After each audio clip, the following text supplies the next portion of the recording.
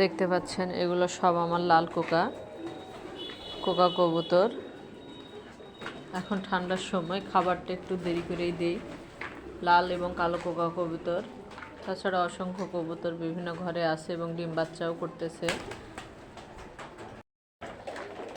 এখানে সব অ্যারাবিয়ান, বিদেশি অ্যারাবিয়ান কোকা কবুতরগুলো রয়েছে, সাদা, কালো, ঘিয়া এবং শালিক বা সিরাজ।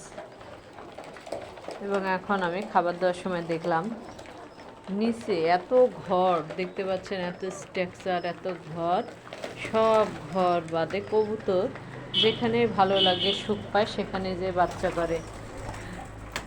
আমি দেখতেছি এসে এই যেখানে দেখে আপনাদেরকে এখানে 2টে বাচ্চা উঠেছে।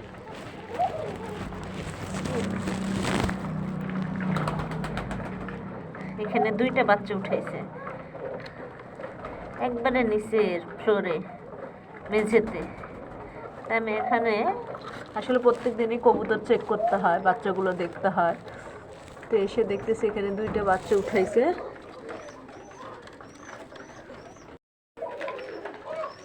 আর অন্যান্য কবুতরেরা এই তো খাবার খাচ্ছে। কবুতর হচ্ছে সুখের পায়রা, যেখানে সুখ পাবে সেখানেই এরা বংশ বিস্তার করবে। সুখের পায়রা।